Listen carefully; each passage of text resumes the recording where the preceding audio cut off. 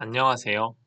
지도학습을 사용한 비트코인 카테고리 분류 논문을 발표할 충남대학교 데이터 네트워크 연구실의 황동준입니다. 가상화폐로 거래를 해보신 분이 있으시다면 아시겠지만 가상화폐의 인기는 현재까지도 나날이 증가하고 있습니다. 그래프를 보시게 되면 2013년을 기점으로 가상화폐의 거래가 꾸준히 증가하며 현재는 약 6억 건의 가상화폐 거래가 존재합니다. 거래가 등록된 블록체인의 크기는 약 316GB에 달하고 있습니다. 하지만 이 모든 가상화폐 거래들이 합법적으로 사용되고 있지는 않는다고 누구나 생각할 수 있습니다. 실제로 총기, 마약, 포르노와 같은 음란물의 불법적인 형태를 띠는 다양한 곳에서 가상화폐 거래가 이루어지고 있는 것이 현실입니다.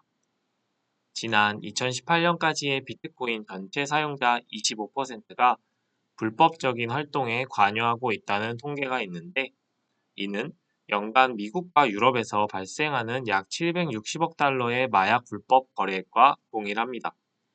한국도 가상화폐 범죄가 이루어지고 있습니다. 불법 음란물 사이트 운영으로 약 24억 상당의 191 비트코인을 몰수한 재판이 있는가 하면 엠번방 사건 또는 웰컴 투 비디오 사건에서도 가상화폐를 이용한 거래가 이루어지고 있습니다. 우측의 그림을 보시면 한국에서 일어난 가상화폐 범죄 총 피해액이 약 3조에 달하는 상당히 큰 것을 보실 수 있을 겁니다. 우리는 가상화폐 중 가장 거래가 많이 이루어진 비트코인을 대상으로 추적 가능성을 연구하였습니다.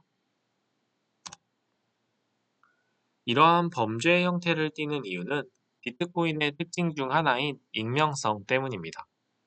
비트코인은 익명성이라는 특징을 통해서 거래를 이용한 사용자는 그 어떠한 정보도 공개할 의무가 없습니다. 하지만 비트코인은 거래에 대한 기록이 장부에 영구적으로 기록이 되기에 현재 거래에서 발생하는 특정한 패턴을 다양한 방법으로 추적하는 연구가 이루어지고 있습니다. 그중 대표적으로 사용되는 방법이 멀티-인풋 휴리스틱입니다. 이는 거래의 모든 입력 주소는 같은 사용자의 주소라고 가정하는 클러스터링 방법입니다. 아래의 그림을 차례로 보시면 A 사용자가 B 사용자에게 거래를 희망하면 네트워크상의 모든 참여자의 상호 검증을 통해서 거래가 장부에 기록이 됩니다. 그리고 A 사용자는 자신이 소지한 주소의 비트코인을 사용하여 B 사용자에게 전달하면서 거래가 완료됩니다. 이때 거래에서 같은 입력으로 들어온 주소들이 모두 A 사용자의 주소이며 같은 사용자의 소유라고 가정하는 것이 멀티-인풋 휴리스틱입니다. 기존의 대표적인 관련 연구로는 다음 두 가지가 있습니다. 첫 번째로는 체인알리시스에서 비트코인 거래 클러스터의 특징 9가지를 연산하여 그레디언트 부스팅을 모델을 통해 77%의 정확도를 달성하였으며, 이때 일부 카테고리는 스모트를 사용한 오버샘플링 기법을 사용하였습니다. 두 번째로는 월렛 익스플로러와 블록체인.info 태그에서 수집한 데이터를 사용하여 8가지 특징으로 7가지 카테고리 분류에 72%의 정확도를 달성하였습니다. 우리는 아래의 그림과 같이 4가지 과정을 통해 비트코인 주소가 어떤 카테고리에 속하는지 분류하는 방법을 제안하였습니다. 여기서 지도학습 모델을 사용하여 79%의 정확도를 달성하였으며, 비트코인 주소가 어떤 목적으로 거래에 사용되었는지에 대해 추적이 가능하다는 것을 보였습니다.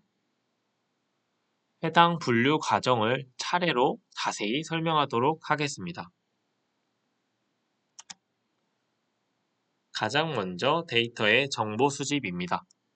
우리는 walletexplorer.com에서 제공하는 엔티티 중 체인알리시스 서비스의 대표 주소가 있을 경우 데이터에 포함시켰습니다. 전체 7가지 카테고리를 선정하였으며 대표 주소 1개를 가진 엔티티를 총 70개 수집하였습니다. 엔티티는 비트코인을 사용하는 실사용자로 대표적으로 익스체인지 카테고리에서 빗썸이나 코빗, 후오비와 같은 거래기관을 나타내기도 합니다. 그리고 대표 주소란 우측 그림에서 비트코인 어드레스로 엔티티가 소유하고 있다고 확신하는 주소입니다. 체인알리시스에서 수집했었던 주소는 1개씩이었으며 저희는 해당 주소를 사용하여 클러스터링에 적용하였고 사용자가 소유한 주소라고 생각되는 묶음인 클러스터를 만들었습니다. 두 번째로 비트코인 주소 클러스터링입니다. 클러스터 생성에 사용한 방법은 멀티인풋 휴리스틱이며 클러스터 내 중복 주소는 1개를 제외하고 모두 제거하였습니다. 그렇게 클러스터 내 전체 주소의 개수는 약 1600만 개에 달했으며 최소 5개부터 최대 570만 개까지의 주소를 소유한 클러스터를 생성할 수 있었습니다. 우리는 여기서 전처리를 통해 한 단계 더 나아가 지도학습 데이터를 위해 카테고리별로 클러스터당 주소의 평균 개수를 구했으며 그 개수를 기준으로 카테고리마다 상위 5개의 클러스터를 선정하였습니다. 그렇게 전체 7가지 카테고리에 선정된 클러스터는 총 35개입니다. 선정된 클러스터의 주소들을 학습 데이터로 사용하기 위해서는 그에 맞는 특징을 연산할 필요가 있습니다. 우리는 비트코인 주소의 특징을 표 3과 같이 9가지로 정의하여 연산하였습니다. 그 특징으로는 비트코인을 보내거나 받은 총합, 비트코인을 거래한 시간에 맞게 달러로 환산한 총합, 사용되지 않은 잔액 주소의 총합과 주소가 사용된 첫 거래와 마지막 거래 사이의 기간, 그리고 보내지거나 받은 주소의 수, 마지막으로 주소가 현재 소유하고 있는 잔액입니다. 마지막으로 모델 학습과 분류를 위한 그 학습 방법입니다. 주소 특징 연산이 완료된 데이터에서 각 카테고리마다 2000개의 랜덤 샘플링을 진행하였습니다. 이는 카테고리마다 존재하는 특징 데이터의 불균형을 방지하기 위해서 데이터를 전처리하였습니다. 그렇게 총 14,000개의 데이터에서 1,500개의 학습 데이터와 3,500개의 테스트 데이터를 사용하여 학습을 진행하였습니다. 해당 데이터는 랜덤 포레스트, 그레디언트 부스팅, XGBoost, 라이트 GBM 모델을 적용하여 학습하였으며 전체 7가지 카테고리를 분류하는 데 성공하였습니다. 지도학습을 사용한 비트코인 카테고리 분류 결과입니다. 정확도는 79%로 랜덤 포레스트 모델이 가장 높았습니다. 해당 모델을 사용할 때 우리는 맥스텝스를 130, N이스티메이터를 1600으로 설정하여 학습을 진행하였습니다. 그 밖에도 그레디언트 부스팅은 68%, XG부스트는 77%, 라이트 GBM은 76%의 정확도를 달성하였습니다. 우측의 그림은 주소 기반 특징 데이터로 훈련된 랜덤 포레스트 모델의 혼동 행렬입니다. 마이닝 풀이 87%로 가장 정확하게 예측하고 있으며 두 번째로는 익스체인지가 82%입니다. 반면 가장 낮은 정확도는 67%로 갬블링이었습니다.